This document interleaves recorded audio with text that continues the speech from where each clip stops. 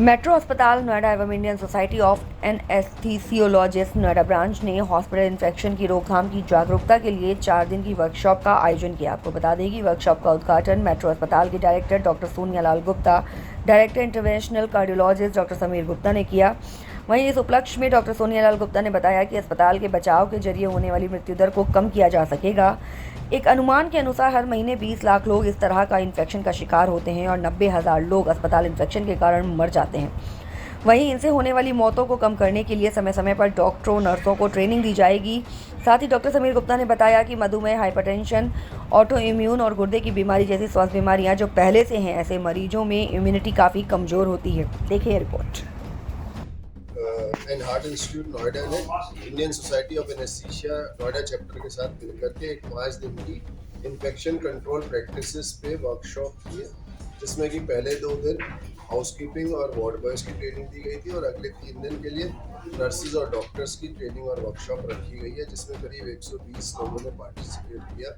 इसका main purpose ये था कि हॉस्पिटल में जो मरीज़ आते हैं उनको आने के बाद किसी और तरह के इन्फेक्शंस ना हो, उसके लिए क्या क्या स्टेप्स हॉस्पिटल में लेने चाहिए, right from hand washing till sterilization and patient care में, न केवल हॉस्पिटल स्टाफ को और डॉक्टर्स को बल्कि आने वाले आगे जो लोग मिलने आते हैं उनको भी क्या क्या उनका रोल है जिससे कि इन्फेक्शन ना हो, इस सब के बारे में ट्रेनिंग कि भाई कुछ चीज़ें हम ना करें, कुछ चीज़ें हैं जो हम करें, प्रैक्टिसेस, तो इन्हें कहते हैं हॉस्पिटल इन्फेक्शन कंट्रोल प्रैक्टिसेस।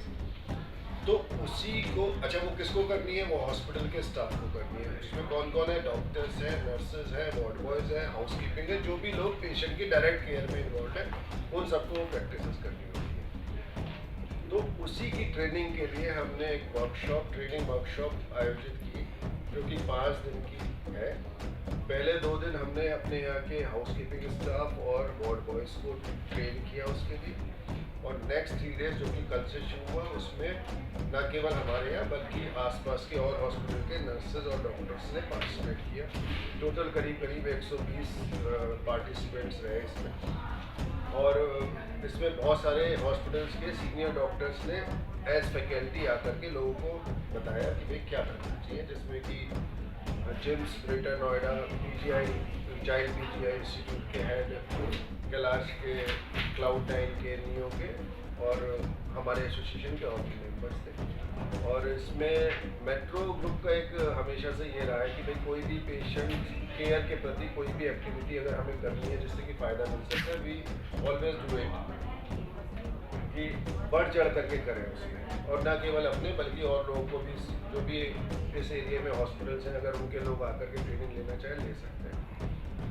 तो उसी में मेट्रो हॉस्पिटल ने ये इनिशिएशन दिया था, जिसमें कि Indian society of anaesthesiologists Noida Gautam Nagar की जो ब्रांच है उसका मैं प्रेसिडेंट भी, तो मैं दोनों तरफ रिप्रेजेंट करता हूँ, हॉस्पिटल भी वहाँ की, तो सबने सहयोग किया। उसी की वजह से और जगह के जो एनेस्थीसिया के सीनियर लोग थे, मेनली क्या है कि हॉस्पिटल इन्फेक्शन प्रिवेंशन में अगर आप देखेंगे तो हॉस्पिटल का एडमिनिस्ट्रेशन पहला स्टेप होना होता है सबसे ऊपर। दूसरे नंबर पे आते हैं जो वहाँ के माइक्रोबायोलॉजिस्ट, पैथोलॉजिस्ट होते हैं, जो इन चीज़ों को देख रहे हैं। तीसरी चीज़, मोस्टली इन्फेक्शन कंट्रोल प्रैक्टिसेस में क्रिटिकल केयर या एनेस्थीसिया के लोग होते हैं, आईसीयू एनेस्थेटिस्ट के हाथ में, इसलिए आईसीयू का सहयोग हमें चाहिए। जैसा कि आप लोगों से मेरी बातचीत हुई कि मेट्रो हॉस्पिटल ने एक हॉस्पिटल इन्फेक्शन प्रिवेंशन के लिए वर्कशॉप अरेंज की है नर्सेज और डॉक्टर्स के लिए। करीब 5 दिन का ये प्रोग्राम है, जिसमें हमने मेन इन्फेक्शन के बारे में बात की और उनको कैसे प्रिवेंट किया जा सकता है वो बात की।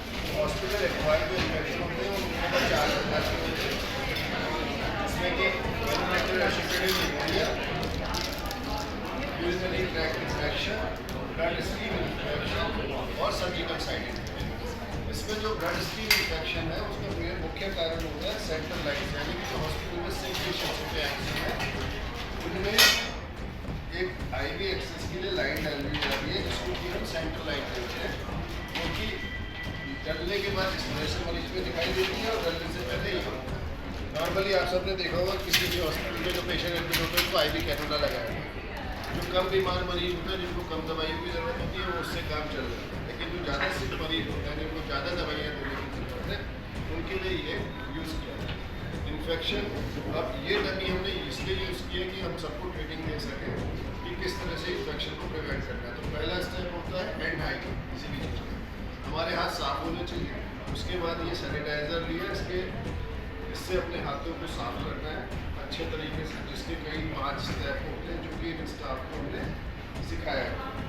एक बार हैंड हाइजीन हो गया, उसके बाद ये सेंट्रल लाइन डालने से पहले इस जगह को एंटीसेप्टिक सॉल्यूशन से क्लीन किया जाता है। फिर प्रॉपरली अपने ग्लव्स पहने जाते हैं, स्टेराइल ग्लव्स पहने जाते हैं, गाउन पहने जाता है। उसके बाद इस एरिया को क्लीन किया जाता है स्टेराइल स्क्रब से ड्रेप किया जाता है। उसके बाद ये लाइन डाली जाती है।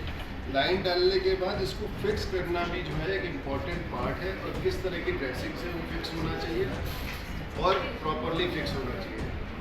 ये तो डालने का प्रोसीजर हो गया। उसके बाद ये लाइन पेशेंट में कई दिन तक पड़ी रह सकती है।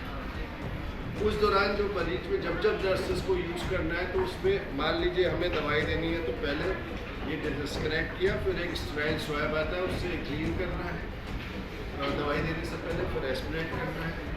दवाई देने के बाद इसमें फ्लश करा जाता है, फिर से क्लीन करा जाता है, फिर से रिकैपिट। तो ये सारे स्टेप्स हैं जिससे कि एक प्रकार का इन्फेक्शन जो कि ब्लड स्किन इन्फेक्शन है, जो इस वजह से हो सकता है, वो बचाया जा सकता है। इस तरह के कई और भी कई इन्फेक्शन हैं जिनके अलग अलग तरीके हैं बचाव के, जो सब हमें